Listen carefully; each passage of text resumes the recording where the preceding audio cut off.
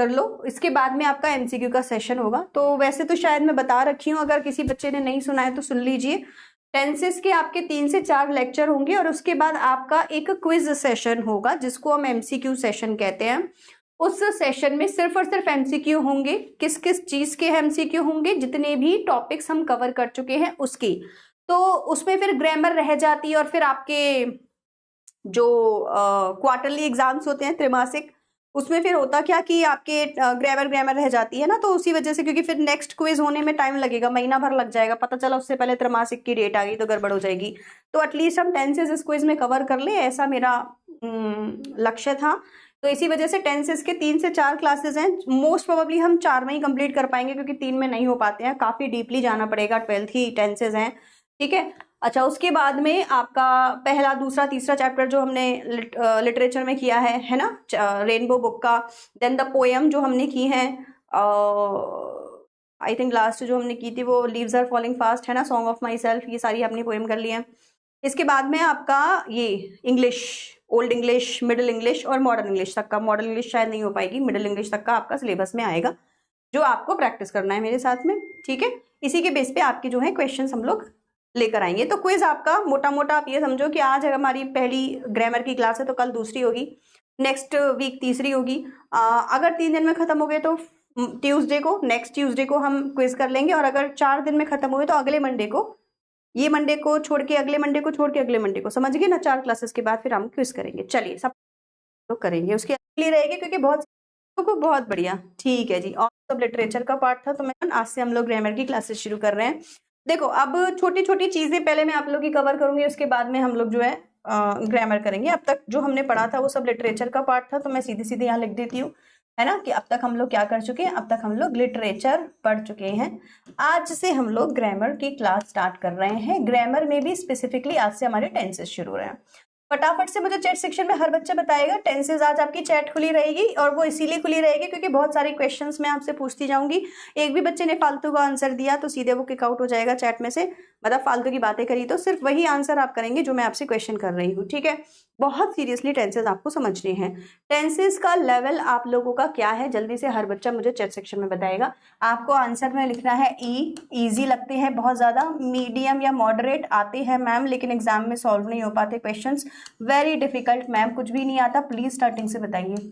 इनमें से एक लेटर आपको चैट सेक्शन में लिखना है ताकि हमें आपके टेंसेस का लेवल पता चल सके। जो भी मेजॉरिटी रहेगी उसी हिसाब से हम लोग करेंगे। उसके अलावा आपका कोई एक्स्ट्रा टॉपिक है जो आप बताना चाहते हैं कि मैम प्लीज ऐसे करा दो वैसे करा दो, वो एक बार चैट में लिख दीजिए क्योंकि आने वाले 4 दिनों में हम लोग सिर्फ और सिर्फ टेंसेस करने वाले हैं। Medium, okay. आपको भी एम ज्यादा दिखाई दे रहा होगा, कुछ बच्चे ये लिख रहे हैं, कुछ बच्चे डी लिख रहे हैं, बाकी काफी सारे बच्चे मीडियम लिख रहे हैं, ओके। तो आते हैं लेकिन क्वेश्चंस नहीं कर पाते, हर किसी का यही मानना है। और डिफिकल्ट वाले तो फिर इसमें आ ही जाएंगे, जो मीडियम है उनके लिए डिफिकल्ट भी इसी में आ जाएगा। इजी वाले मजे लें, थोड़ा सा रिवाइज कर ले साथ में। ई वैसे बहुत कम लोगों का। ओ लेवल क्या होता है? ओ लेवल तो मुझे भी नहीं पता कौन सा होता है। ओपी लेवल बोल रहे हो क्या? ओके, मेजरली हर बच्चा मीडियम ही बोल रहा है ज्यादातर, अगर आप देखोगे तो, ठीक है।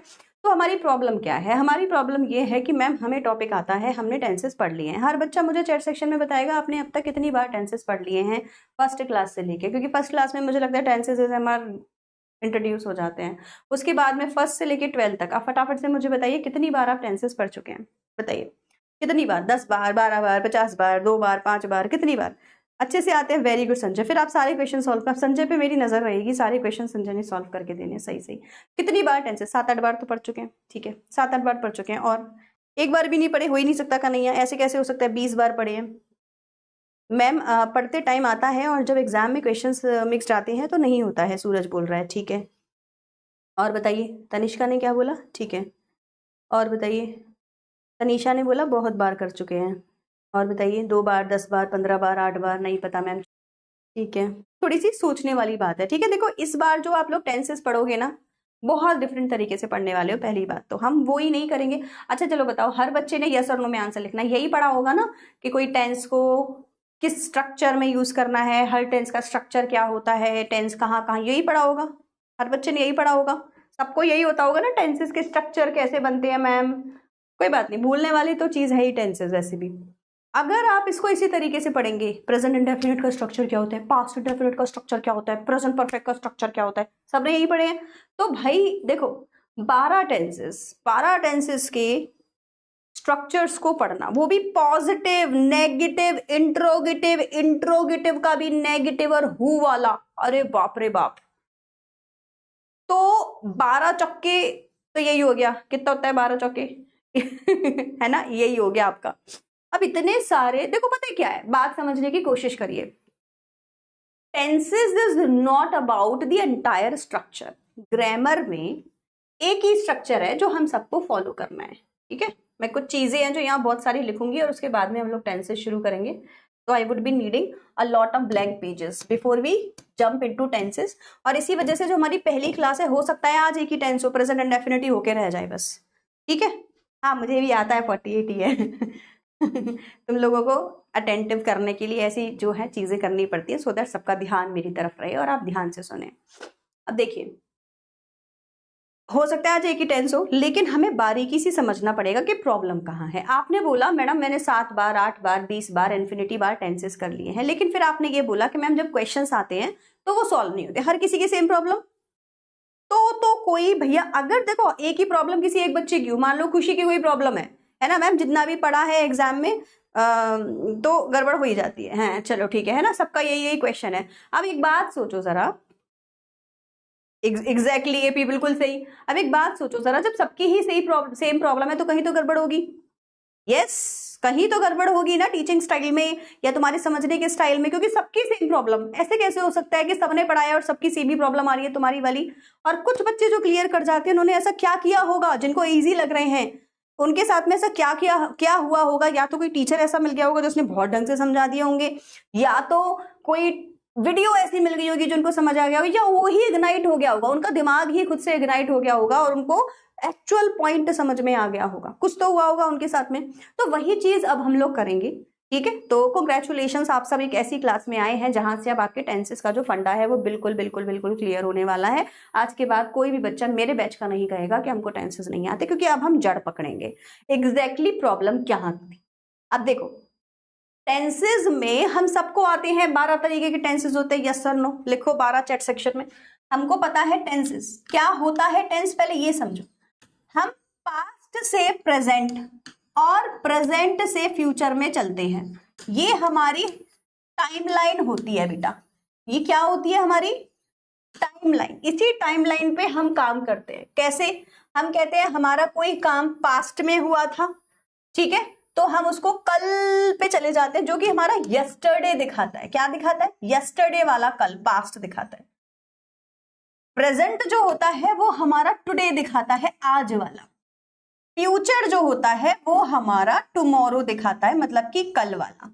अब एक बात बताओ, टेंसेस का मतलब क्या है? क्यों हम टेंसेस पढ़ रहे हैं मैम? अगर मुझे आपसे कोई बात कहनी है तो मैं सीधे सीधे बोल नहीं सकता क्या? क्यों मुझे टेंस की जरूरत पड़ रही है मैम? मुझे कहना है कि मैं खाना खा रहा हूं तो मैं बोल दूंगा ma'am I am eating food. इसमें टेंस बीच में कहां से आ रहा है? क्यों बार बार मेरे को फोर्स किया जा रहा है हर बार टेंस चेंज करने के लिए, हेल्पिंग वर्ब चेंज करने के लिए, वर्ब चेंज करने के लिए, इसका स्ट्रक्चर ये? मैडम एक ही बात तो कहनी है, 12 बार उस चीज को सिखाने की क्या जरूरत है?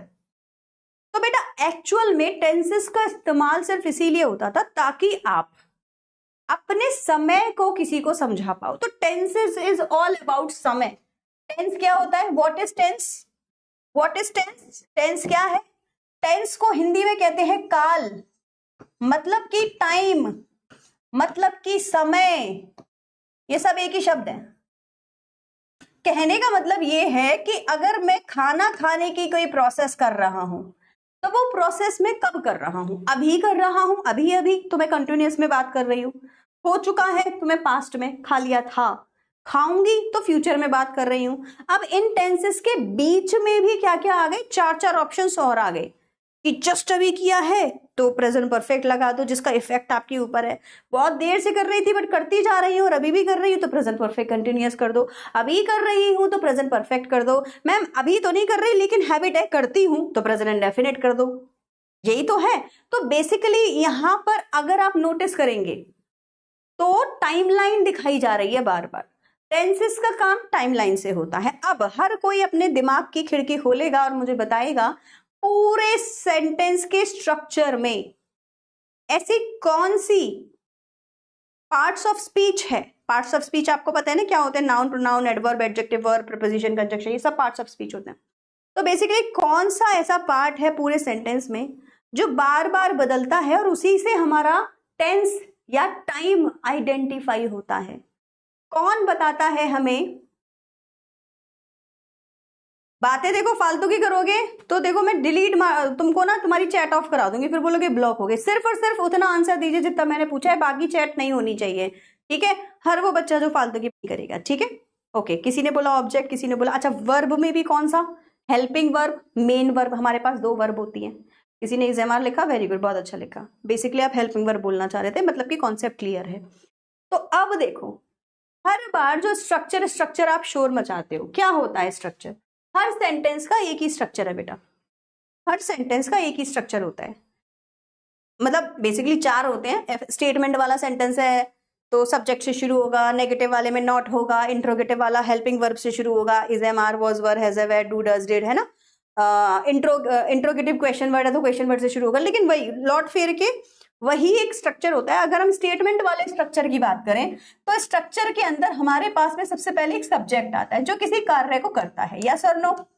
इसके बाद आती है हमारी हेल्पिंग वर्ब। अब ये जो हेल्पिंग वर्ब है ये किसी टेंस में मिलती है, किसी में नहीं मिलती है, ज्यादातर सब में मिलती है। सिर्फ 2 ऐसे टेंसेज हैं जिनके एफर्मेटिव स्टेटमेंट्स में ये वाली हेल्पिंग वर्ब नहीं मिलती। थोड़ा दिमाग को खोल के अगर तुमने पढ़ा ना तो आज तुम्हारे हाथ में हलवा होगा टेंसेस का, और कभी भी तुमको इन स्ट्रक्चर्स के जाल में फंसने की जरूरत नहीं है। और मैं गारंटी लेती हूँ 100% आंसर्स करके आओगे, 100%।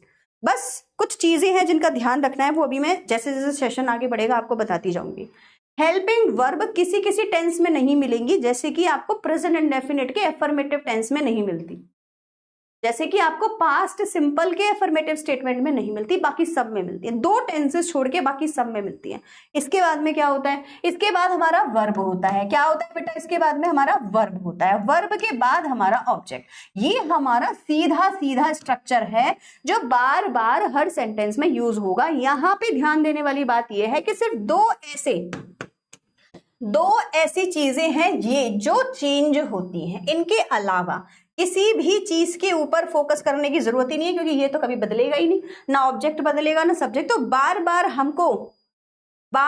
हमको हेल्पिंग वर्ब और वर्ब की ही प्रैक्टिस करनी है, सब्जेक्ट स्ट्रक्चर्स नहीं करने। आप देखो, एक बच्चा जिसने टेंसेस की शुरुआत करी बचपन से, उससे कहा गया कि तुमको प्रेजेंट इंडेफिनिट का स्ट्रक्चर पता है?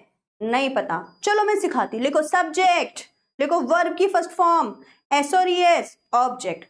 आपको प्रेजेंट कंटिन्यूअस का पता है? मैम नहीं, चलो मैं सिखाती हूँ। Present subject is, am, are, verb की फर्स्ट फॉर्म ING, ऑब्जेक्ट। फिर प्रेजेंट परफेक्ट का आता है? नहीं आता, चलो मैं सिखाती हूँ। सब्जेक्ट, हैज, हैव, वर्ब की थर्ड फॉर्म, ऑब्जेक्ट। यही होते हैं ना स्ट्रक्चर, सही बता रही हूँ ना सारे? अब पॉइंट क्या है? पॉइंट ये है कि जो स्ट्रक्चर्स है ना ये हमारे सर में करते हैं दर्द, और हमें एकदम से ब्रेन को हम सिग्नल पहुंचा देते हैं इतने सारे याद करने पड़ेंगे, और वहीं पे हमारा ब्रेन डर जाता है और कंफ्यूज हो जाता है। ये एक साइकोलॉजिकल प्रॉब्लम है, और इसीलिए बच्चा जब टेंसेस की प्रैक्टिस करना पहला शुरू करता है ना, आते हैं उसको सारे टेंसेस आते हैं, उसको सारे स्ट्रक्चर पता है, लेकिन इतने सारे स्ट्रक्चर्स को पढ़ना लिखना ये इतनी कंफ्यूजिंग हो जाती है बच्चे के लिए कि वो पहले ही डर जाता है और सोच लेता है कि मुझे कुछ नहीं आता। और दूसरी चीज बताती हूँ आपको, मान लो किसी बोल में मैंने आपको 2 हीरे दिए, ठीक है, डायमंड, और उसके साथ बहुत सारे मोती रख दिए। कितने % चांसेस है कि आप उन 2 डायमंड्स को आसानी से ढूंढ पाएंगे जो कि बहुत महंगे थे? कितने % चांसेस हैं? उस बोल के अंदर बहुत सारे मोती, पर्ल्स और 2 डायमंड, कितने % चांसेस है कि आप उन मोतियों को, डायमंड्स को जल्दी ढूंढ पाए? दूसरा क्राइटेरिया, मैंने 2 डायमंड्स निकाल के टेबल पे रख दिए और मोती अलग रख दिए, और आपको दिखा दिया कि ये 2 डायमंड है और बाकी ये मोती है। कितना % चांसेस है कि आप मोती 2 अलग निकाल लोगे और 2 डायमंड्स अलग से हाथ में ले पाओगे?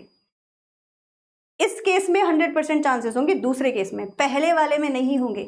अब ये डायमंड पता है आपको कौन है? ये डायमंड वो टेंसेस हैं जो आपके एग्जाम में बार बार पूछे जाते हैं, और इन 2 टेंसेस की वजह से ही आपके सर में दर्द होता है। इन 2 टेंसेस ने इतना दिमाग खराब कर रखा है कि इनकी वजह से आपको हमेशा लगता है कि हमें कुछ नहीं आता, और इन 2 टेंसेस से ही ग्रामर के 80% क्वेश्चन सॉल्व होते हैं। कोई बताएगा ये 2 टेंसेस कौन से हैं? कितना मजा आए अगर मैं आपको 2 डायमंड हाथ में रख के दे दूं, ले बेटा इन 2 डायमंड्स की प्रैक्टिस कर ले पहले, मजा आ जाएगा। जितने भी क्वेश्चन आंसर्स हम करते हैं, जितने भी राइटिंग टास्क हम करते हैं, जितनी भी ग्रामेटिकल मिस्टेक हमारी होती हैं, वो सिर्फ और सिर्फ इन 2 टेंसेस की वजह से होती है, सिर्फ और सिर्फ इन 2 टेंसेस की वजह से। कौन कौन से 2 टेंसेस हैं वो? एक बच्ची ने सिंपल पास्ट बताया।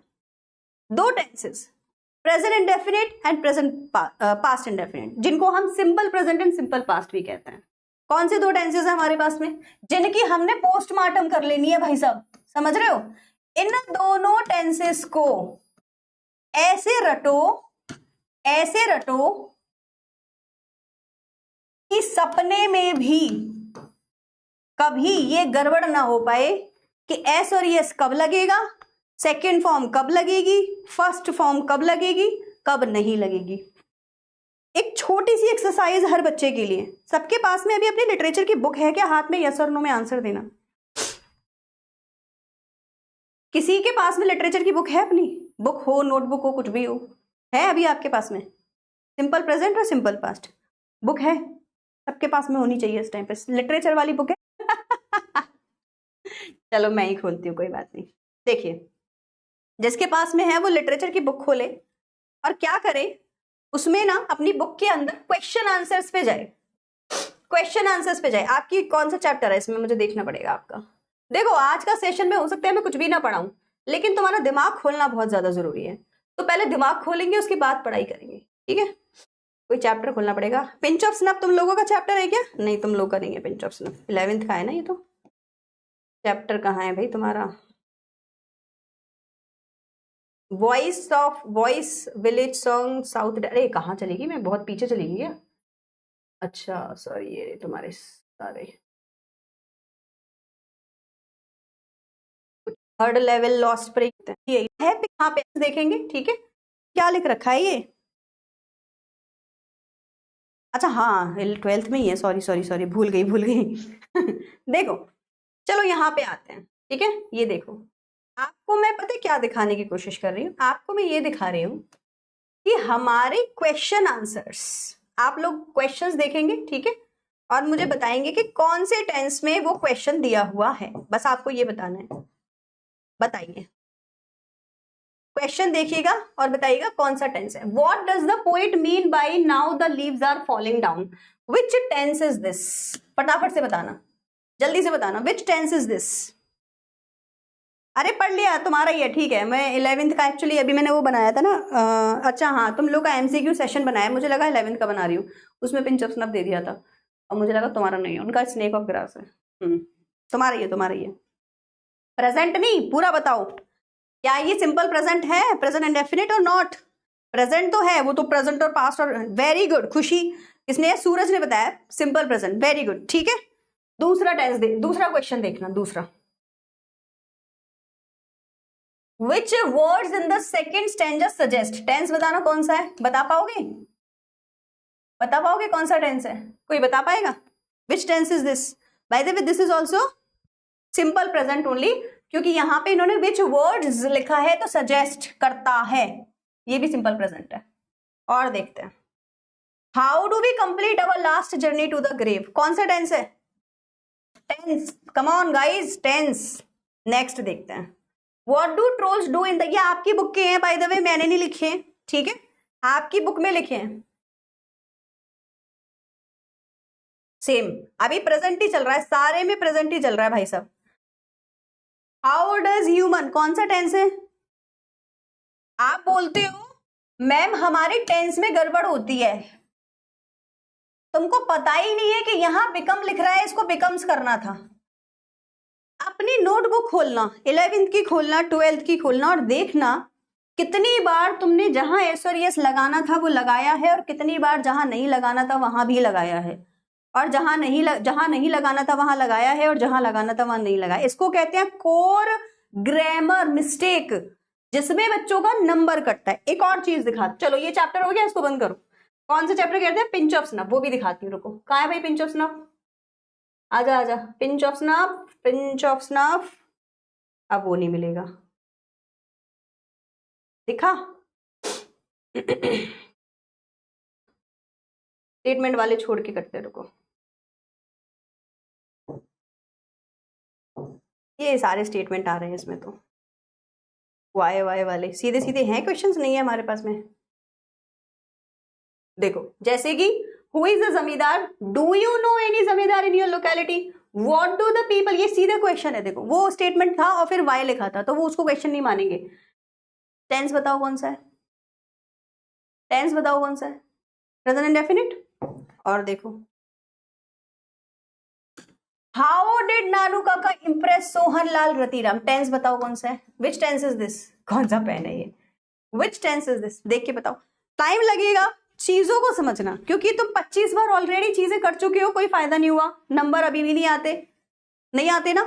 ये कौन सा टेंस है, डिड आ रहा है भाई साहब, डिड कौन सा टेंस है, कौन सा टेंस है बताओ, सिंपल पास्ट कहते हैं इसको, very good. Who is a prince? Do we have any prince now? If yes, do they enjoy the same privilege? कौन सा टेंस है? Who was the second important person? नानू काका, by the way, who was ये past indefinite में ही जाता है, बस was लिखा हुआ होता है ना, इसको हम continuous नहीं भूलते। How did he manage to impress, कौन सा टेंस है, टेंस बताओ, टेंस कौन सा टेंस है, डिड आ रहा है, सिंपल पास्ट। क्या सिखाना चाह रही थी, कोई बताएगा मुझे? चलो आ जाते हैं वापस अपनी पढ़ाई पे। मैंने क्या सिखाना चाह रही थी, आप लोगों को कुछ समझ आया? ये दो डायमंड दिखाई दिए आपको, हमारी ग्रामर के और हमारे क्वेश्चन आंसर्स के, जो हम कहते हैं ना मैडम ग्रामर मिस्टेक, लिखना नहीं आता, ग्रामर मिस्टेक, बड़े नंबर कट जाते हैं ग्रामर में। हमारे 40% ये और 40% ये, मतलब कि 70 to 80% दोनों में बताना चाह रही हूं। हमारे क्वेश्चंस 80% जो होते हैं इन्हीं दो टेंसेस पर बेस्ड होते हैं। पहचान करवा रही थी टेंसेस की, और ये समझा रही थी कि जो तो डायमंड, जो मैं आपसे कह रही थी कि पल्स के अंदर दो डायमंड मिलेंगे, वो दो डायमंड कौन से हैं, ये दो डायमंड हैं। अब चाहे तुम पूरे टेंसेस सीखो ना सीखो, प्रेजेंट परफेक्ट कंटिन्यूस छोड़ दो, पास्ट परफेक्ट कंटिन्यूस छोड़ दो, फ्यूचर परफेक्ट कंटिन्यूस छोड़ दो, फ्यूचर सिंपल छोड़, नहीं करना मत करो, इन दो टेंसेस को तुम छोड़ नहीं सकते। अगर आप एक टेंस को पढ़ने में और इसमें पीएचडी करने में 1 महीना भी लगा देना तो उसमें कोई बुराई नहीं है। पूरा महीना बस एक ही टेंस पढ़ो, कौन सा, प्रेजेंट इंडेफिनिट। क्यों? क्योंकि इससे रिलेटेड क्वेश्चंस जब हमारे एग्जाम में आते हैं तो हम इतने कंफ्यूज हो जाते हैं, एस लगेगा कि नहीं लगेगा, डज लगेगा कि नहीं लगेगा, डू लगेगा कि नहीं, हम इतने कंफ्यूज हो जाते हैं कि हम आंसर नहीं कर पाते। क्या आप मुझे बता सकते हैं इस आंसर में क्या आना चाहिए?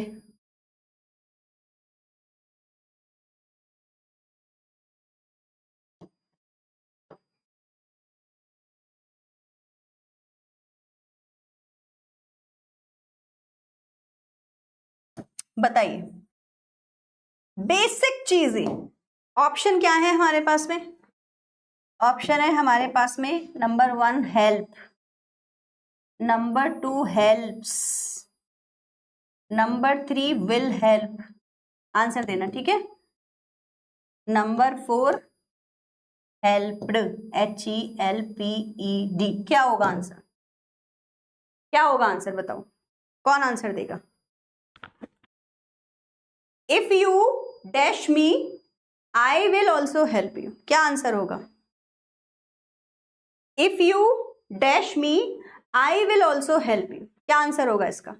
हेल्प और हेल्प, या if you will help me I will also help you, ये भी हो सकता है क्या? कोई बच्चा है जो थर्ड को आंसर लगा रहा है, थर्ड वाला सी, कौन कौन बोल रहा है? कुछ बच्चों ने सी भी बोला है। देखो यहाँ पे मैं आपको हेल्प और हेल्प्स नहीं सिखा रही थी, ये तो हमको पता ही है कि यू के संग हेल्प लगेगा और ही के संग हेल्प्स लगेगा। ये आ गया देखो विल हेल्प, जैसे मैंने बोला विल हेल्प भी आ गया, सब आ गया भाई साहब। आपको पता है ये फर्स्ट कंडीशनल सेंटेंस है, क्या है ये है फर्स्ट कंडीशनल सेंटेंस, जो कि हम कभी टेंसेस में बच्चे को सिखाते ही नहीं हैं, लेकिन आप मेरे साथ सीखोगे जब हम इनको करेंगे, don't worry. First conditional sentence इसको बोलते हैं। इसमें 2 टेंसेस होते हैं, एक होता है प्रेजेंट इंडेफिनिट जो यहां लगता है, प्रेजेंट इंडेफिनिट, और एक होता है फ्यूचर इंडेफिनिट जो यहाँ लगता है। ये कॉम्प्लेक्स सेंटेंसेस बोले जाते हैं बेटा, जो आपको यहाँ एक्चुअली दिखाई दे रहा है। तो यहाँ पे जो एक्चुअली आंसर होगा वो ये होगा, बट बच्चा मेजरली सी लगा के आता है पेपर में, क्योंकि जब वो पढ़ रहा होता है, समझ रहे हो, जब वो पढ़ रहा होता है तो उसको लगता है कि यहाँ पे ना if you will help me I will help you होना चाहिए, और वो गड़बड़ कर देता है। तो कुछ चीजें बेसिक हमें प्रेजेंट इंडेफिनिट टेंस के बारे में पता होनी चाहिए। इतना आने के बाद भी और भी पता होना चाहिए कि कंडीशनल सेंटेंसेस में प्रेजेंट इंडेफिनिट कैसे यूज होगा, ऐसे सेंटेंसेस में कब होगा, वैसे सेंटेंसेस में कब होगा, हैबिट होगी तो कब होगा, नॉर्मल हैबिट होगी तो कब होगा, अगर वो कोई वो है साइंटिफिक फैक्ट है तो कब होगा, कैसे होगा, एस लगेगा नहीं लगेगा। रट लो इस टेंस को बुरी तरीके से। मैंने आपको जितने भी क्वेश्चंस दिखाए थे 90% केसेस में क्या प्रेजेंट इंडेफिनिट और पास्ट इंडेफिनिट में टेंसेस थे या नहीं थे, यस और नो में हर बच्चा आंसर देगा। 90% मैंने इसीलिए बोला क्योंकि कुछ स्टेटमेंट वाले भी थे तो वो मैंने हटा दिए थे, क्योंकि वो स्टेटमेंट में तो क्वेश्चन का टेंस ही नहीं पता चलेगा, सीधा सब लिख के वाई लिख दिया था। बताओ फटाफट से मुझे। तो कहने का मतलब ये है कि हमको इन दो टेंसेस पे बहुत फोकस करना है, पॉइंट नंबर 1। पॉइंट नंबर 2, अब हम लोग टेंस शुरू कर रहे हैं, प्रेजेंट इंडेफिनिट से पढ़ना शुरू करेंगे, ठीक है। Point number 2, point number 1 clear हो गया। हमें क्या पढ़ने हैं, हमें क्या पढ़ने हैं, प्रेजेंट इंडेफिनिट और past indefinite. Now point number 2, जितने भी स्ट्रक्चर्स हमने अब तक याद करे, अब हम उनको अपने सर के बाहर निकाल के फेंक देंगे। क्यों? क्योंकि हमें डरना नहीं है। हमें अपने ब्रेन को ये नहीं बताना है हर बार, हमें अपने ब्रेन को हर बार ये नहीं बता के डराना है कि हॉट टेंसेस, इतने सारे स्ट्रक्चर, एक बच्चे ने कैलकुलेशन करके दी थी, है ना, इतने सारे स्ट्रक्चर्स तो हम एक्चुअल में पढ़ते हैं। ब्रेन को नहीं डराएंगे तो मैडम कैसी बातें कर रहे हो, स्ट्रक्चर्स नहीं करेंगे तो याद कैसे होंगे टेंसेस। हमको सिर्फ और सिर्फ हेल्पिंग वर्ब याद करनी है। पूरे टेंसेस सिर्फ और सिर्फ किस पर निर्भर है, हेल्पिंग वर्ब पर। कितने तरीके की हेल्पिंग वर्ब है हमारे पास, लिख लो ना सारी भैया। Is, am, are, was, were, has, have, had, do, does, did, will, shall। खत्म, लो जी, टाटा बाय बाय।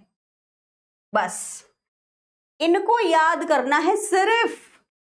अब इनके साथ में एक कॉम्बिनेशन होता है वर्ब का। वर्ब की हमारे पास में 5 प्रजातियां बताई गई हैं। कौन कौन सी?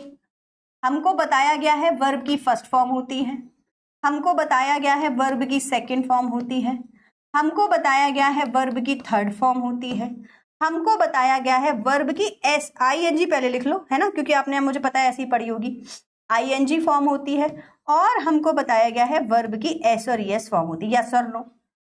हमको सिर्फ और सिर्फ परमिटेशन कॉम्बिनेशन लगा के, तुमने 10th में पढ़ा होगा, है ना, सिर्फ और सिर्फ परम्यूटेशन कॉम्बिनेशन लगा के इनको लर्न करना है कि जब कंटिन्यूअस होगा तो इज एम आर के संग आईएनजी आएगा, जब परफेक्ट होगा तो हैज हैव हैड के साथ वर्ब की थर्ड फॉर्म आएगी, जब इंडेफिनिट होगा तो एस और यस कभी लगेगा कभी नहीं लगेगा, देखना पड़ेगा सब्जेक्ट के हिसाब से, प्रोनाउन के हिसाब से। पास्ट में जाएंगे तो सेकेंड फॉर्म आएगी, वहां पे भी हेल्पिंग वर्ब नहीं लगता। नेगेटिव में डिड लगाएंगे, पॉजिटिव में कुछ नहीं लगाएंगे। फ्यूचर में विल शैल के साथ वर्ब की फर्स्ट फॉर्म लगाएंगे। ये आपको लर्न करने हैं सिर्फ और सिर्फ। तो अब तक जो करते आ रहे थे स्ट्रक्चर का खेल, उसको थोड़ा सा दिमाग से निकालो। तो सब लोगों ने एक एक्टिविटी करनी है मेरे साथ में, ठीक है। सीधा सीधा स्क्रीन पे खड़े हो जाएं, हाथ में फोन है तो सामने रख दें, अपने हाथ में सर को ऐसे, सर पे ऐसे घुमाए हाथ को, और बोले जितने भी स्ट्रक्चर्स मेरे दिमाग में टेंसेस के थे वो मैं ऐसे हाथ में लेके बाहर निकाल रही हूँ, निकाल रहा हूँ, और अपने ब्रेन को एक सिग्नल दे रहा हूँ, अपने ब्रेन को एक सिग्नल दे रहा हूं और बोल रहा हूं कि डोंट वरी, डरना नहीं है। टेंसेस के स्ट्रक्चर सब हम याद नहीं करेंगे, टेंसेस कुछ नहीं होता, सिर्फ और सिर्फ हेल्पिंग वर्ब और वर्ब का कॉम्बिनेशन होता है। स्ट्रक्चर तो सेंटेंस का होता ही है, वो तो एक ही होता है, सब्जेक्ट और हेल्पिंग वर्ब, वर्ब और ऑब्जेक्ट। तो घूमेंगे नहीं, परेशान नहीं होंगे। हाँ, हेल्पिंग वर्ब और वर्ब के कॉम्बिनेशन को लर्न करना बहुत जरूरी है, कौन से टेंस पे कौन सा यूज होता है। ये एक्टिविटी सच में करनी है, हर बच्चे को, हंसने की बात नहीं है, ठीक है। मुझे पता था हंसोगे, एक्चुअल में सच बता रही हूं। थोड़ा सा तो तुम लोगों को भी पता होगा ना विजुअलाइजेशन क्या होती है। सच में दिमाग से ये कचरा निकाल दो टेंसेस के स्ट्रक्चर्स का, और जब ये कर लोगे ना, बहुत फ्रेश, बहुत लाइट फील करोगे। साइकोलॉजी भी बोलती है कि जब किसी चीज को नई तरीके से सीखना है तो पुराने सिस्टम को तोड़ना पड़ता है, हटाना पड़ता है। तो तुम इसको करो, मजाक लग रहा होगा काफी बच्चों को, लेकिन ये सीरियसली काम करता है। जब आप अपने माइंड से पुराना सारा ये हटा दोगे ना, उसके बाद अब आपको क्या करना है, टेंसेस को सीखना है। मैंने फिर बोला, अगर प्रेजेंट इंडेफिनिट और पास्ट इंडेफिनिट को सीखने में 1-1 महीना भी लग जाए ना, मैं तो एक ही दिन में सिखाऊंगी, 1-1 महीना भी लग जाए ना, तो उसको करना। जादू हो रहा है, देखो अब जादू तुम्हारा। चलिए आप देखते हैं कि एग्जैक्टली इनके साथ में टेंसेस की प्रैक्टिस कैसे होती है। मैम ये इतना सबको आता है, रटना है सबको। सबने क्या बोलना है मेरे साथ में, is, am, are, was, were, has, have, do, does, did, will, shall. बोलो, बिल्कुल ऐसे ही बोलना जैसे मैंने बोला, is, am, are, was, were, has, have, do, does, did, will, शैल।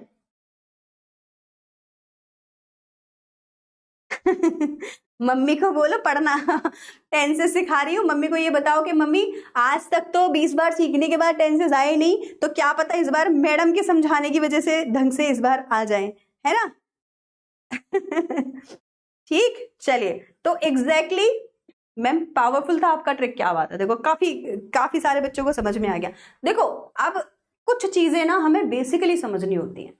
क्या होता है ना, जैसे हेल्पिंग वर्ब्स हैं, अब हमको पता होना चाहिए। मतलब मैं नींद में भी बोलूं ना, कितनी हेल्पिंग वर्ब्स होती है, is, am, are, was, were, has, have, do, does, did, will, shall, ये मुझे पता होना चाहिए। फिर कौन सी हेल्पिंग वर्ब के साथ कौन सी वर्ब लगेगी, ये मुझे क्लियर होना चाहिए। अब तुम खुद ही बताओ, जब तुम्हें हेल्पिंग वर्ब के साथ वर्ब्स पता होंगी तो क्या तुमको स्ट्रक्चर्स रटने की भी जरूरत है? बिल्कुल भी नहीं। सिर्फ is, am, are, was, were, has, have, do, does, did, will, shall, और इसके साथ में कौन सी वर्ब कब लगेगी, बस तुमको इतना याद रखना है।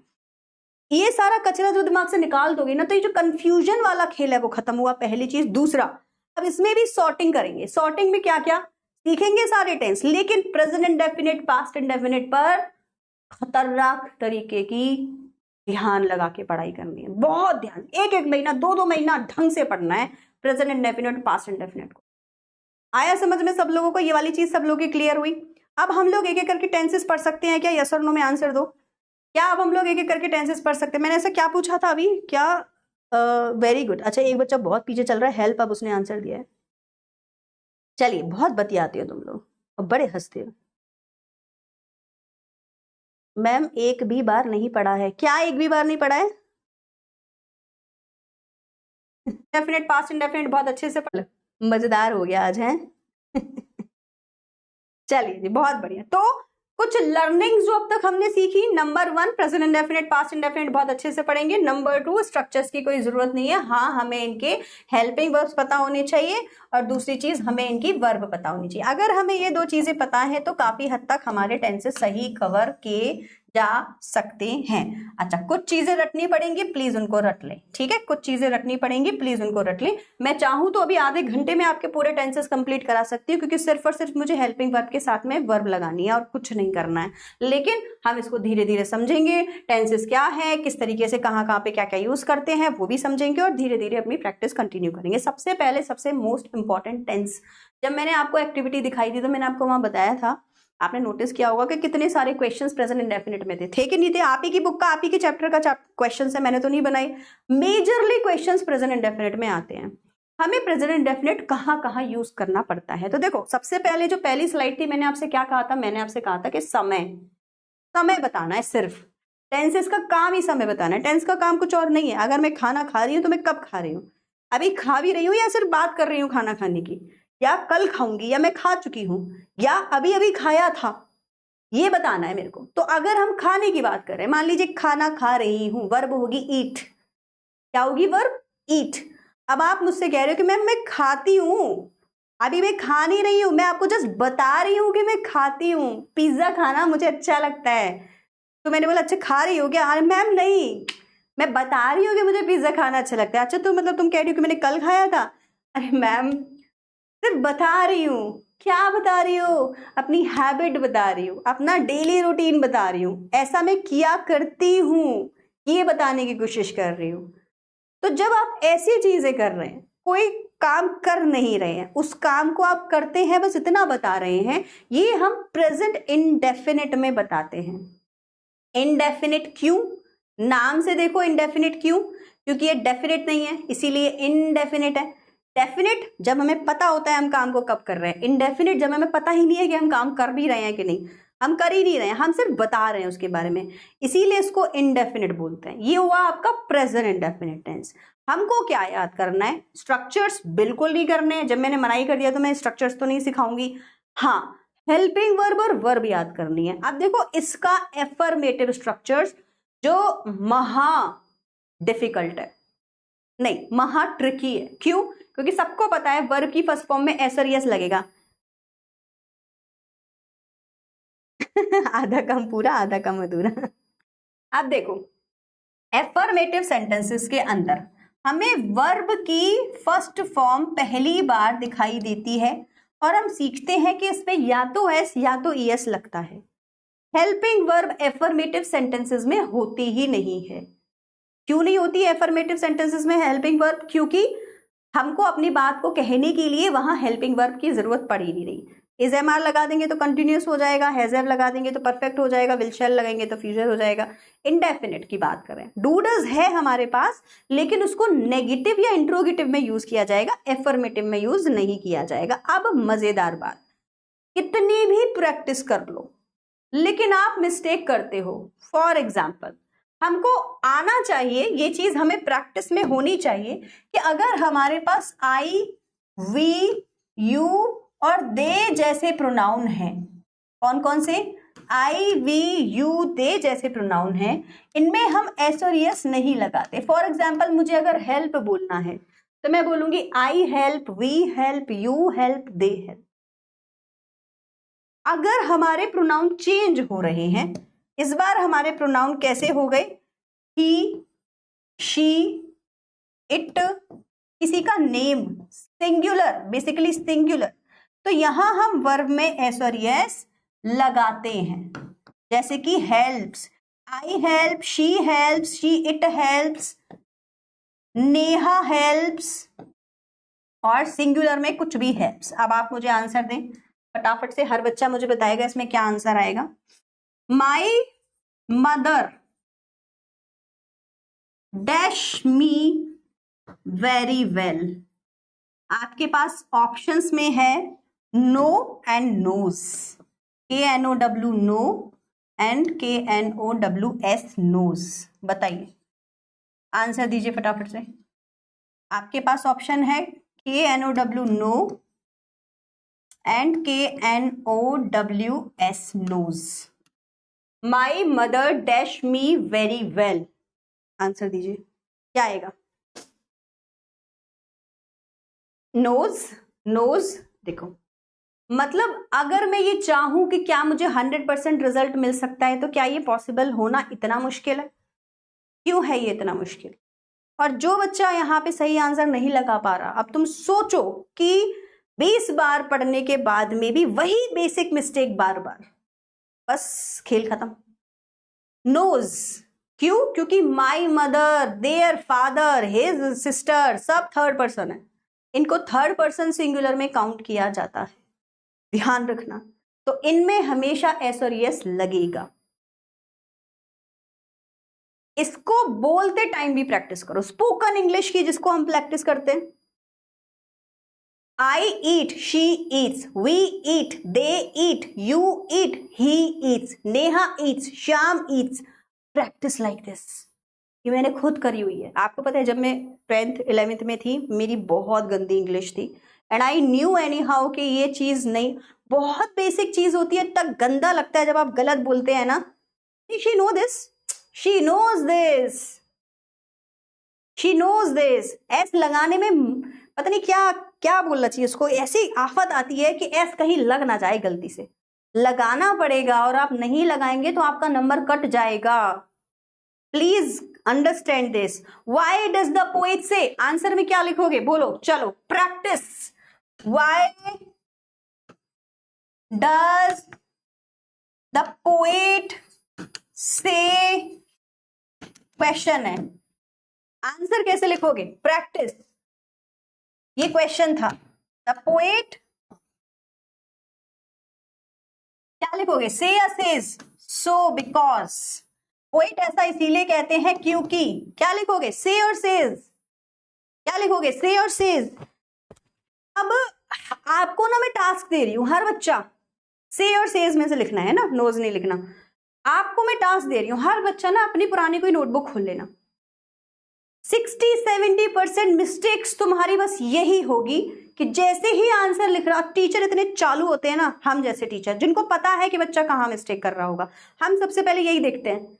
क्वेश्चन प्रेजेंट इंडेफिनिट में बच्चे ने एस पक्का नहीं लगाया होगा, गोला मार दिया, भाई साहब गलती तेरी, ले नंबर काट बच्चे के। ये ऐसे होता है क्योंकि टीचर को पता है बच्चा एस और यस नहीं लगाएगा, भूल जाएगा। और जैसे ही टेंस पास्ट इंडेफिनिट को question of why did the poet से हम सेकंड फॉर्म ढूंढने लग जाते हैं, सेकंड फॉर्म जाने लगी, काटो। इतना इजी होता है हमारे लिए चेक करना। तुम बात समझ पा रही हो मैं क्या कह रही हूँ? देखो बच्चे ने से लिखा, से जाएगा।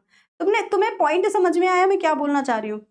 टीचर इतना श्योर होती है कि बच्चे ने एस लगाया ही नहीं होगा, इतनी बड़ी मिस्टेक है ये, पर इस मिस्टेक पर कोई बात नहीं करना चाहता। हर कोई आएगा टेंसेस ऐसे रफ्तार में सिखाएगा, बेटा यहाँ एस लगेगा या नहीं लगेगा, बच्चे के हाँ मुझे आता है, लेकिन जहां लगाना है वहां लगाओगे कब? जहां बोलना है वहां बोलोगे कब? जहां प्रैक्टिस इस चीज की करनी है वो करोगे कब? ये नॉर्मल टेंस नहीं है, ये डायमंड है। इस डायमंड टेंस को अलग से पढ़ना पड़ेगा, बहुत ज्यादा पढ़ना पड़ेगा, 1000 बार प्रैक्टिस करना पड़ेगा। वेरी गुड, करेक्ट है।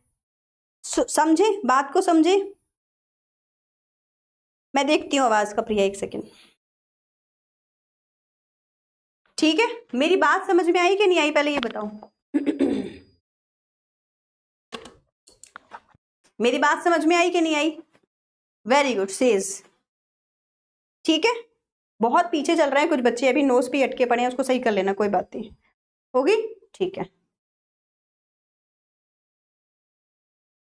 चलिए। So please focus on this, too much. Tense कौन सा है? Present indefinite. कहां कहां यूज होता है? इसके 6 से 7 तरीके होते हैं यूज करने के। जैसे कि हम अपनी हैबिट्स बताने के लिए इसको यूज कर सकते हैं। जैसे कि आई, क्या है हैबिट तुम्हारी? चलो बताओ, अपनी अपनी कोई हैबिट बताओ। अच्छा, एक चीज का सब लोग ध्यान रखें, जब भी कोई भी सेंटेंस बना रहे हैं ना, तो वहां पे ही और शी या किसी के नाम को ही सब्जेक्ट बनाना, क्योंकि जब हम आई से बनाते हैं ना तो वहां पे हमें आई की आदत हो जाती है। I eat this, I do this, I like pizza. अरे बाबा, उससे होगा प्रॉब्लम, ये होगी कि आप थर्ड पर्सन की प्रैक्टिस ही नहीं कर पाते हो। थर्ड पर्सन प्लूरल होता ही नहीं है। थर्ड पर्सन का मतलब दे, उसमें आपको एस और यस नहीं लगाना। अगर थर्ड पर्सन प्लूरल है तो वो दे होगा, ही शी तो होगा ही नहीं। थर्ड पर्सन प्लूरल दे होगा तो वहां आप एस और यस नहीं लगाएंगे। ये देखो, ये लिख रहा है दे के साथ, ये थर्ड पर्सन प्लूरल ही तो है, थर्ड पर्सन प्लूरल। ठीक है, यहाँ पे एस और यस नहीं लगेगा क्योंकि ये दे हो जाएगा। और अगर आपका कोई भी थर्ड पर्सन प्लूरल ऐसे बन रहा है जैसे कि मदर्स, फादर्स, तो वो थर्ड पर्सन प्लूरल में आ गया, वो भी नहीं लगेगा। ये लो, यहाँ मैं लिख देती हूँ, ये प्लूरल है। ठीक है, अगर प्लूरल है तो वहां भी एस और यस नहीं लगाएंगे। For example mothers, MOTHERS, my mother नहीं है, मदर है। ठीक है, अस, वेरी वेल। क्या लिखोगे बोलो? नो या नोज? बोलो क्या लिखोगे? दोनों में आंसर लगा देती हूँ ग्रीन कलर से। ठीक है, प्रैक्टिस के काम आएगा आपके, बाद में जब आप देखेंगे।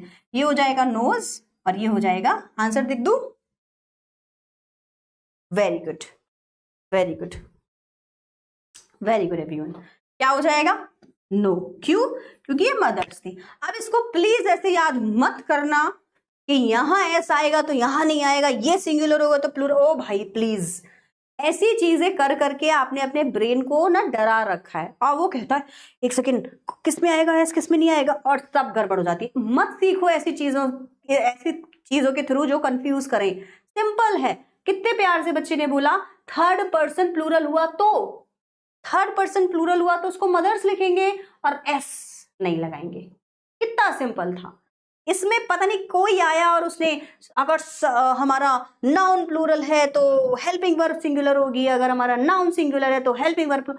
कंफ्यूज होने की बिल्कुल जरूरत है ही नहीं। सिंपल, बहुत अच्छे तरीके से बच्चे ने पूछा कि हमारा अगर सिंगुलर थर्ड पर्सन, अगर हमारा सिंगुलर है तो एस और यस लगा दो, अगर हमारा थर्ड पर्सन प्लूरल है तो अपना एस और यस हटा दो। सिंपल फंडा। आप और कुछ प्रैक्टिस ही ना करें फालतू की चीजें। ठीक है, चलिए अब बात कर लेते हैं। ऑल राइट, अब बात कर लेते हैं कहां कहां पे यूज हो रहा है। जैसे कि हमारी हैबिट्स को लेके। सो मैंने बोला, मान लीजिए नकुल क्या करता है, नकुल गिटार प्ले करता है, उसकी हैबिट है गिटार रोज सुबह शाम को कभी भी प्ले करने की। तो मैं बोलूंगी Nakul plays not play guitar daily. अपने किसी फ्रेंड की कोई हैबिट बताओ। प्रेजेंट के टेंसेस में आपको ना daily, always, genuinely, naturally, generally ऐसे शब्द बहुत देखने को मिलेंगे जो आपके समय को दर्शाते हैं कि ऐसा फ्रीक्वेंटली हो रहा है, फ्रीक्वेंसी दिखाते हैं। और इन टेंसेस से पता चल जाता है कि प्रेजेंट इंडेफिनिट टेंस है। सिंपल फंडा, ठीक है। तो ये आपको थोड़ी सी प्रैक्टिस करनी है इस चीज की। आइए आगे बढ़ते हैं। और कहां कहां पे हम इसको यूज करते हैं, वेरी वेरी इंपॉर्टेंट। जब भी मुझे कोई फैक्ट बताना हो, अब मुझे आपको बताना है कि भैया जो सूरज है वो ईस्ट से निकलता है, वेस्ट में सेट होता है। मुझे आपको बताना है कि जो वाटर है वो 100 डिग्री सेल्सियस के जब ऊपर जाएगा तो वो बॉईल होने लग जाता है और एवेपोरेट होने लग जाता है ना। ये क्या है, मुझे आपको बताना है कि जब बारिश होती है तो जो घास है वो हरी हरी हो जाती है, दिखने लगती है, या फिर जमीन गीली हो जाती है, या हम गीले हो जाते हैं। फैक्ट्स ही तो है, ये क्या है। इन सारे फैक्ट्स, क्योंकि अब हो थोड़ी रहे हैं, हो रहा है क्या कोई काम, अभी अभी हो रहा है, कल हुआ, परसों हुआ, नहीं। ये फैक्ट्स हैं जो कि अपनी रफ्तार से होते रहते हैं, जैसे कि सूरज का डूबना, अस्त होना, ये सब है ना, निकलना, या फिर कुछ ऐसी चीज जो जनरल है, हम सबको पता है, ये तो साइंटिफिक फैक्ट है ही। मैं ये साबित हो चुका है किसी भी साइंटिफिकली तरीके से। ये सारी चीजें हम प्रेजेंट इंडेफिनिट में ही मेजर करते हैं, क्योंकि ये कोई टास्क ऐसा नहीं है जो हो रहा है। प्रेजेंट इंडेफिनिट में ज्यादा इंडेफिनिट से याद रखना, आगे से याद रखना, है ना। रूल्स को रटने के बजाय, ये चीजों को रटने के बजाय बेसिकली समझ लो, कोई भी चीज समय पर हो नहीं रही है, ये एक फैक्ट बता रही है, इसीलिए इसको इनडेफिनिट टेंस कहते हैं। डेफिनेट होता तो डेफिनेटली मैं बता देती ना, 5 बजे, 6 बजे, 7 बजे कोई काम हो रहा है, डेफिनेटली कोई टाइम है ही नहीं। ये इनडेफिनेट टाइम है, मतलब कि श्योरिटी है ही नहीं किस टाइम की बात हो रही है। आया समझ में। ऐसे केसेस में हम क्या करते हैं, जनरल फैक्ट्स की बात करते हैं। कोई भी fact, for example the sun, answer दीजिए क्या लिखेंगे, इन द ईस्ट। आंसर क्या होना चाहिए आपका, answer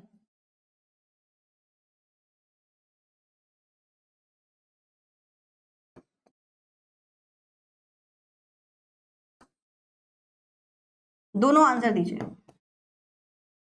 this tense is as important as you definitely must not be knowing. इतना इंपॉर्टेंट होता है इस टेंस को करना। क्या होगा आंसर, सेट्स हो गया, ईस्ट में सेट होता है। थोड़ा सा तो मतलब ऐसा थोड़ी है कि इंग्लिश पढ़ रहे हैं तो जी को गोली मार दोगे थोड़ी बेसिक नॉलेज से लगानी पड़ेगी। क्या लिखेंगे, राइजेस। राइज लिख सकते हैं क्या, नहीं, क्यों, क्योंकि सिंगुलर एंटिटी है, राइजेस में जाएगा। बर्ड्स, वाह जियो मेरे लाल, फ्लाइज वाले सारे बच्चे जिएंगे, वेरी गुड। क्या होगा, फ्लाई। क्यों, क्योंकि बहुत सारी बर्ड्स होगी। ये बच्चे ने जो कहा था थर्ड पर्सन प्लूरल चला गया, थर्ड पर्सन प्लूरल आ गया तो हम नहीं लगाएंगे, फ्लाई लगाएंगे। वेरी गुड, यहां तक की चीजें क्लियर है। हम इस टेंस को और कहां कहां इस्तेमाल करते हैं, हमारे डेली रूटीन में, जो कि वही चीज होगी भैया, जो मेरी डेली रूटीन होती है वो मेरी हैबिट बन जाती है, जो मेरी हैबिट बन जाती है वो मेरा डेली रूटीन बन जाता है। मेजर केसेस में तो यही देखा गया है। तो मेरी हैबिट्स क्या है, मैं क्या करती हूँ, मैं शाम को वॉक पे जाती हूँ, तो मैं बोलूंगी कि सुहानी सुहानी जाती है, मैं नहीं जाऊंगी भाई, क्यों, क्योंकि मुझे प्रैक्टिस करनी है एस और एस की। बनाइए क्या लिखेंगे यहाँ पे, यही आंसर जब आपको एग्जाम में लिखने को आते हैं तो बच्चा सीरियसली सोच ही नहीं पाता है एस लगाए ना लगाए, इतना कंफ्यूज हो जाता है। फिर इसके अंदर कुछ क्वेश्चंस ऐसे आ जाते हैं,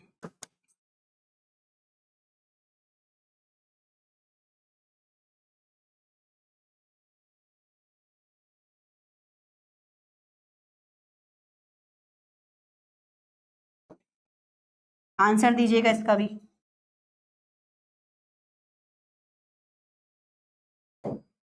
क्या है ये, नीदर नॉर। पेपर में ये बता के थोड़ी आएगा कि बच्चे ने नीदर नॉर एग्जाम में टेंसेस के टाइम सीखा था कि नहीं सीखा था, वो तो बोल देगा कि आंसर दो भाई। सुहानी गोज, है ना, सुहानी तो जाती है तो हमने बोल दिया गोज। इस वाले में हमारे पास आई भी है और सुहानी भी है, क्या लगाएंगे, इज एम आर तो लगवा ही नहीं रही बहन जी, भाई साहब सिर्फ और सिर्फ गोज और गो में चूज करना है, यहाँ पे भी गोज और गो में चूज करना है। नीचे वाले में क्या लिखेंगे, किस किस को टेंसेस टफ इजी लगते थे? क्या कोई ऐसा बच्चा है जिसको इजी लगते थे? जो ये गो आंसर दे रहे हैं, यहां पे भी गोज आएगा। अगर जानना है तो लिखेंगे एक्सप्लेन, नहीं जानना है तो नहीं लिखेंगे एक्सप्लेन। समझ रहे हो बात? आप बोलोगे कि मैम आती तो थे। तो पेपर में होता क्या है? पेपर में ये होता है कि हमने तो सीखा था एफर्मेटिव सेंटेंस सीधा सीधा, पेपर में ये आ गया।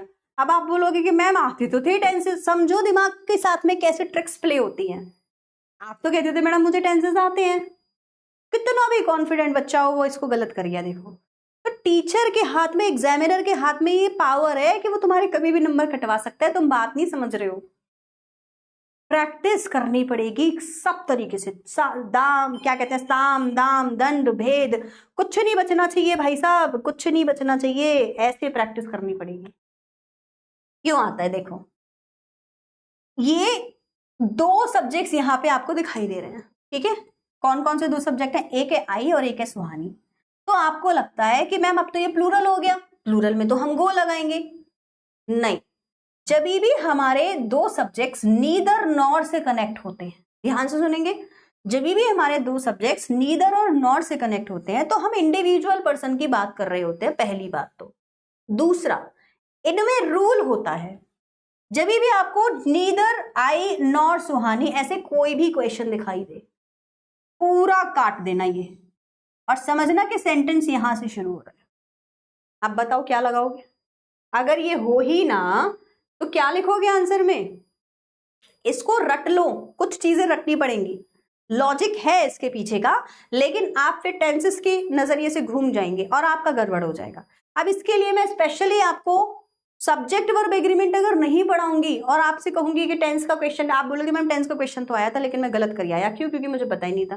तो नीदर नॉर वाले केसेस में ये पूरा आगे का सब काट दो, सिर्फ लास्ट वाला जो सब्जेक्ट होता है, लास्ट वाला नाउन हो या प्रोनाउन हो, कुछ भी हो सकता है, उसके बेसिस पे लगाओ। ये सब हटा देना होता है, क्योंकि हम यहाँ पे जब बात कर रहे होते हैं नीदर ये और नॉर हो, तो हम वहां पे एक्चुअली हर किसी की इंडिविजुअल बात करते हैं और जो नियरेस्ट सब्जेक्ट होता है उसके हिसाब से हेल्पिंग वर्ब लगानी होती है।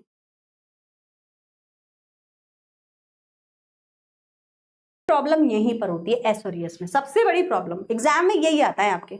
अब आप कोई भी क्वेश्चन पेपर खोल लो, कभी भी आप देख लो, अगर ना हो वहां पे ये क्वेश्चन, तो क्यों नहीं प्रैक्टिस की जाती है उन क्वेश्चंस की जो पेपर में आते हैं? टेंसेस को 1000 बार पढ़ लोगे, बार बार रट लोगे? नहीं, प्रैक्टिस एग्जाम ओरिएंटेड होनी चाहिए। यस, और आपको ये चीज समझ में आ रही है कि एग्जाम ओरिएंटेड प्रैक्टिस करने से ही टेंसेस क्लियर होंगे। तब आप नहीं बोलोगे कि मैम मेरे से सॉल्व नहीं हुआ। अंकित कह रहा है खुशी दोस्त मैम क्या बोल रही है मुझे समझा दो। खुशी समझाएगी तुमको। और यहाँ पे क्वेश्चंस करता है ना, मुझे बड़ा अच्छा लगता है। Thank you so much. ऐसे क्वेश्चंस किया करो ताकि चीजें क्लियर हो पाए।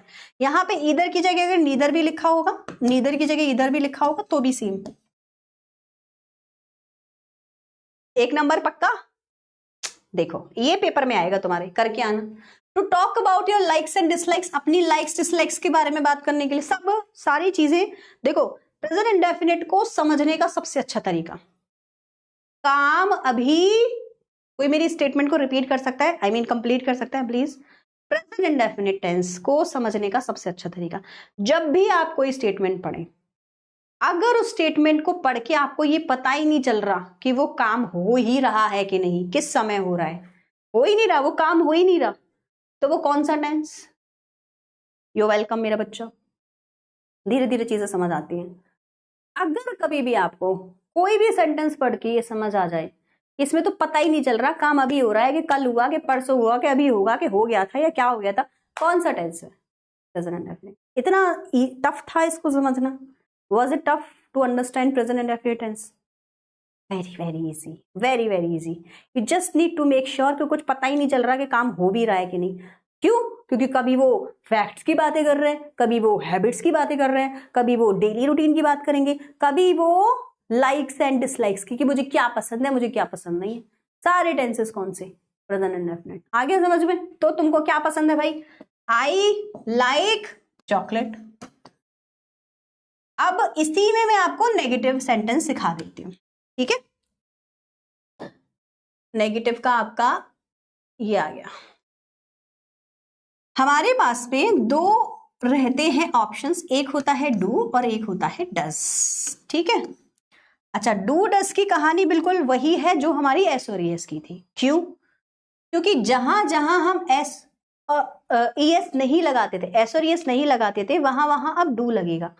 आपको याद होगा आई के साथ में, वी के साथ में, यू के साथ में और दे के साथ में हमने एस और ईएस नहीं लगाया था, और बच्चे ने बोला था प्लूरल फॉर्म होगी अगर तो भी नहीं। याद है सब लोगों को? You made simple present actually very simple. Thank you Sneha Raj. इसको कहते हैं फंक्शनल तरीके से किसी टेंस को पढ़ना। अच्छी बात है। अगर आपको डाउट बॉक्स नहीं चल रहा है मैम, वैसे तो चल रहा होगा, ये देखो यस और एस और यस और ईएस दोनों में कब लगेगा और किस लिए? प्रेजेंट इंडेफिनिट टेंसेस में लगता है, जो अभी हम पढ़ रहे हैं ना, इसी में लगता है एस और यस। और एस और यस स्पेलिंग पे डिपेंड करता है। जैसे क्लास में, क्लासेस में यस लगाना पड़ेगा, चेयर में नहीं लगेगा, इसमें एस लगेगा, ईएस नहीं लगेगा। तो वो स्पेलिंग पे डिपेंड करता है कि ई एस लगेगा या एस लगेगा। बात एक ही है, चाहे एस लगाओ चाहे यस लगाओ, स्पेलिंग पे डिपेंड करेगा, इसमें और ग्रामर नहीं है, ये सिर्फ आपकी प्रैक्टिस है, ठीक है। प्रैक्टिस पे डिपेंड करेगा। चलिए मैम स्ट्रक्चर लिखवा लीजिए डीपली। स्ट्रक्चर के लिए तो तुम यार कोई भी बुक पढ़ लो, हर जगह डीपली। फिर वही बात, शुरू से सेशन नहीं देखा, स्ट्रक्चर्स पढ़ के तुम्हें फिर नहीं आएगा। समझो इस बात को, प्रैक्टिकली समझो। अब बताओ, अब किस किस बच्चे को स्ट्रक्चर्स पढ़ने, एक बार मुझे बताना। क्या पता मैं कुछ ज्यादा ही एक्सपेक्ट कर रही हूँ, तुम लोग बड़े हो गए और पता चला तुम्हें स्ट्रक्चर्स ही पढ़ने थे, तो फिर मैं कल से वही जल्दी से फटाफट 15 मिनट में स्ट्रक्चर पढ़ा के खत्म करूंगी। किस किस बच्चे को स्ट्रक्चर पढ़ने, एक बार स्ट्रक्चर लिखे चैट सेक्शन में, और जिसको नहीं पढ़ने वो नो स्ट्रक्चर लिख दे। नो मैम स्ट्रक्चर्स तो तुम्हारी बुक में लिखे हैं, कितने भी पढ़ लो, समझ रहे हो। और वो 21वीं बार पढ़ने के बाद में भी आप यही बोलोगे कि मैम अभी भी नहीं आते, क्योंकि स्ट्रक्चर्स पढ़ के कुछ होता ही नहीं। हेल्पिंग वर्ब और वर्ब का कॉम्बिनेशन, दो बच्चों ने लिखा मुझे पढ़ने हैं। आपको मैं नोट्स दे देती हूँ स्ट्रक्चर्स के, ठीक है। जो बच्चे बोल रहे हैं मैं आपको नोट्स दे देती हूँ। बारिश हो गई, मेरे यहाँ नहीं हो रही है। ऐसे जब पढ़ोगे ना तुम, देखना एक्सरसाइजेस करते टाइम ना, you will feel so relaxed, क्योंकि स्ट्रक्चर्स तो है ही नहीं दिमाग में। पोल करेंगे, थोड़ा प्रैक्टिस हो जाए फिर हम पोल करते हैं, ठीक है। ज्यादातर देखो हर बच्चे ने नो ही बोला, बट 3-4 बच्चे अगर बोल रहे हैं तो मैं समझ सकती हूँ। डाउट्स बॉक्स नहीं चल रहा है प्रियंका का, इसका क्या हुआ? चल रहा है क्योंकि मैंने भी आपको खोल के दिखाया ना, ठीक है। चलिए देखो लॉजिक समझो। डू में हम आई वी यू देयर प्लूरल में लगाते थे, अब डज का क्या हुआ? डज में अगर आप ध्यान दोगे तो जो डू है ना, डू उसी में ईएस लगा के उसको डज बना दिया गया है, समझे क्या? तो जहां जहां ईएस लगता था वहां वहां ईएस अब भी लग रहा है, लेकिन वर्ब में ना लग के डू और डज में लग रहा है। तो यहाँ पे हमारे पास क्या क्या होता है? ही, शी, इट, किसी का भी नाम और सारे सिंगुलर चीजें, जैसे कि माई मदर, तेरे पापा, मेरी मम्मी, तेरे चाचा, उसके भैया, सब काउंट हो जाएंगे इसमें, ठीक है। नोट्स तो देंगे, ये सब आपको मिलेगा, चिंता ना करें आप, ठीक है। तो अब ये जो डस था कहां कहां लगेगा, अब आपके लिए याद हो गया।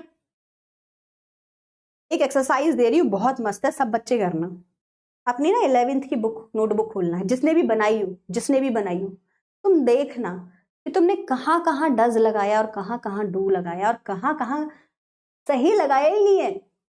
ज्यादातर बच्चा आपको पता है क्या लगाता है, हम एज अ टीचर बता सकते हैं आपको, हमें पता होता है कहां पे ना बस क्रॉस लगा देना है, क्योंकि मुझे पता है बच्चे ने गलत किया होगा। क्या लगता है आपको, आप डू ज्यादा लिखते हो या डज ज्यादा लिखते हो? अगर लिखना पड़े तो क्या ज्यादा लिखते हो बताओ। जैसे मान लीजिए आपको लिखना है she does not know this, उसको नहीं पता है, तो आप क्या ज्यादा लगते हो, डू या डज? मेजरली बच्चा डू लगाता है, शी डू नॉट नो। सोचो सोचो, और एक टीचर को पता है ये पहले से, उसने डू लगाया होगा, 100% श्योर हूं मैं। और मैं रेड पेन लेके बैठती हूँ कॉपी करेक्शन के लिए, और मैं सीधे कट कर देती हूँ। मुझे पता है चाहे शी लिखा हो, चाहे ही लिखा हो, चाहे वी लिखा हो, चाहे बच्चा डू लगाएगा। देखो तुम खुद बोल रहे हो तुम डू लगाते हो, चेक करना अपनी कॉपी। तो अगर मुझे पता है कि ये बीमारी है, तो क्या मुझे इस बीमारी को सही करना चाहिए, या मैं फिर से उसी भेड़ चाल में चली जाऊं, एक एक करके सारे टेंसेस पढ़ रही हूँ, एक एक करके सारी। इसको 1 महीने में खत्म करो, लेकिन इसको पढ़ो, रोज रोज प्रैक्टिस करो। She does, he does, I do, they do, we do. She does. She eats, I eat. She does not, I do not. This practice sentences हिसाब से लगाती हूँ. देखेंगे संजना अभी जब पोल होगा तो कितने तुम हिसाब से लगाओगे.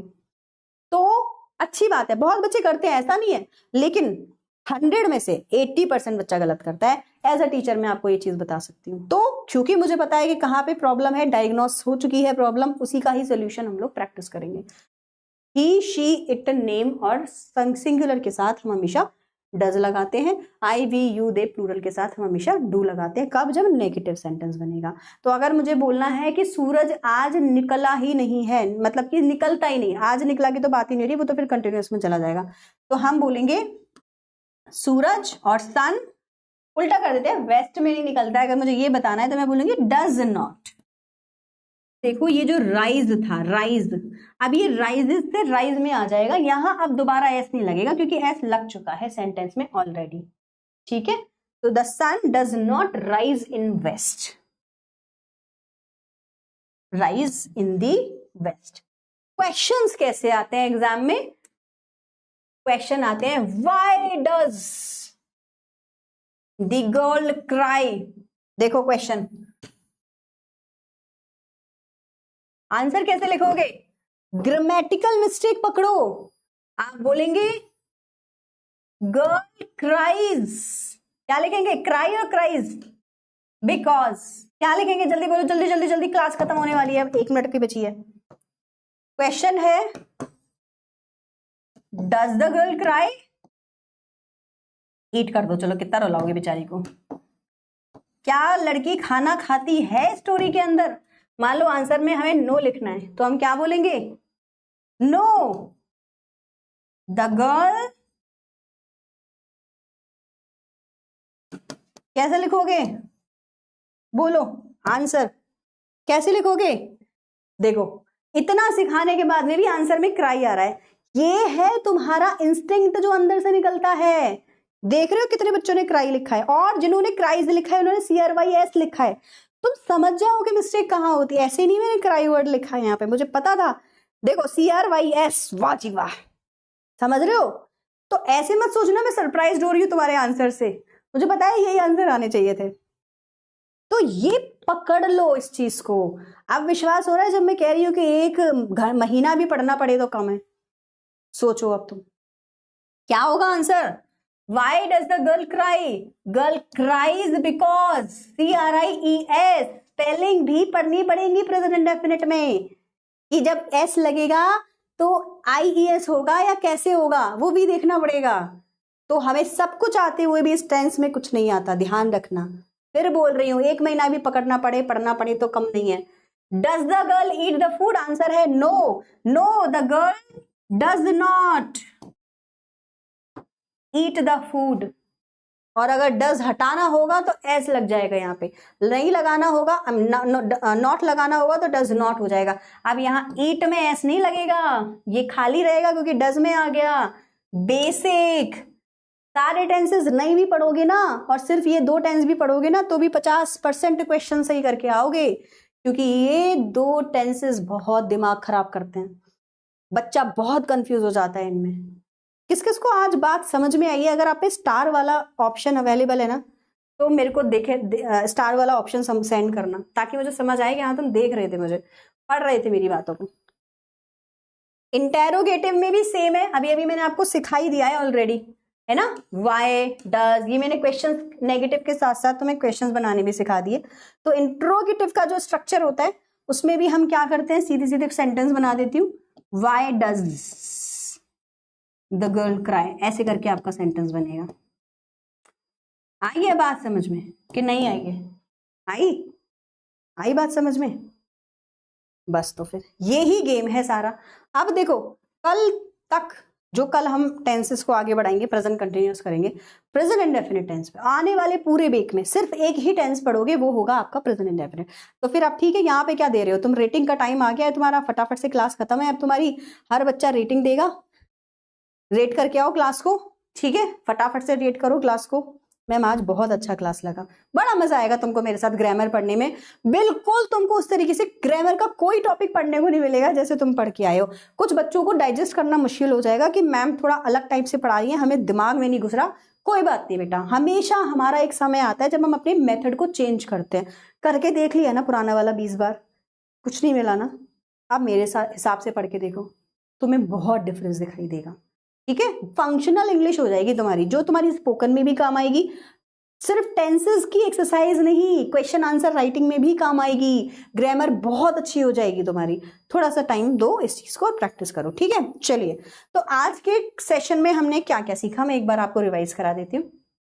सबसे पहले हमने बात समझी कि टेंसेस होते क्या है, समय और काल को बताते हैं। ठीक है, तो समय बताने के लिए हमें पूरे स्ट्रक्चर की बिल्कुल जरूरत नहीं होती, क्योंकि स्ट्रक्चर सिंपल होता है, सब्जेक्ट, हेल्पिंग वर्ब, वर्ब और ऑब्जेक्ट।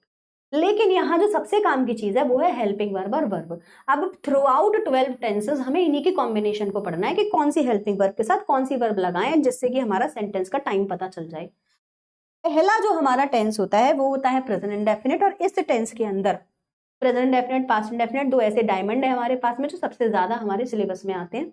इनसे हमारे क्वेश्चन आंसर्स भी सॉल्व होते हैं, क्योंकि हमारे 80% क्वेश्चन सिर्फ इन्हीं दो टेंसेस में आते हैं। तो क्वेश्चन क्या, देखो ये वाली स्लाइड ना, ये वाली स्लाइड तुम्हारे लिए महा इंपॉर्टेंट है भाई साहब। कैसे बताऊं मैं तुम्हें, मुझे नहीं पता, महा इंपॉर्टेंट। क्यों? क्योंकि जब वाई डज क्वेश्चन है तो यहाँ क्राइज होगा, और डज द क्वेश्चन अगर नेगेटिव में जा रहा है तो यहाँ डज नॉट होगा। ये चीज समझना, गर्ल के संग डज नॉट लगेगा, डू नॉट नहीं लगेगा। ये चीज समझना तुम्हारे लिए बहुत इंपॉर्टेंट है। ना समझो तो फिर अब क्या बोलूं मैं, है ना। तुम्हें नंबर कटवाने तो काटो, मैं तो रेड पेन लेके बैठी हूँ एज अ टीचर। मैं से मेरा मतलब है टीचर रेड पेन लेके बैठी है, उसको पता है कि नस कहाँ दबानी है। सच बता रही हूँ मैं, शी नोज ऑलरेडी कि बच्चा कहाँ मिस्टेक कर रहा है। तुमको बता रही हूँ कि तुम्हारी कहाँ मिस्टेक होती है, तुम फिर भी नहीं सुधरोगे तो मैं कुछ नहीं कर सकती उसमें। आया समझ में? फिर हमने जब टेंसेस पढ़ना शुरू किया तो हमने टेंसेस में प्रेजेंट के सारे पॉइंट्स पढ़े। अब इसमें देखो तुम्हारा एक पॉइंट और रह गया, ये वाला, ये मैं आपको कल कराऊंगी। ठीक है, और ये वाला, ये दोनों आपके एग्जाम में आते हैं, मैं आपको कल बताऊंगी इनको। यही वाली सेम पीपीटी रखेंगे ताकि हमारी चीजें यहीं से क्लियर होती जाए। ठीक है, बाकी अब हम कल प्रेजेंट कंटिन्यूस करेंगे। यहाँ तक आई होप आप लोगों को चीजें समझ में आ गई होंगी। जिस बच्चे ने रेटिंग नहीं करी है क्लास को रेटिंग जरूर देना। ठीक है, हर बच्चा रेट करेगा। और कुछ बच्चों को अगर स्ट्रक्चर लग रहा है तो मैं इसके साथ में एक पीपीटी नोट्स की जोड़ दूंगी, आपके पास सारे स्ट्रक्चर आ जाएंगे, चिंता ना करें। उन स्ट्रक्चर्स पे पढ़ने की तो कोई, वो पढ़ाने वाली तो कोई बात है नहीं, वो तो स्ट्रक्चर है ना, वो तो आपको एज इट इज आना ही चाहिए, तो वो मैं आपको दे दूंगी।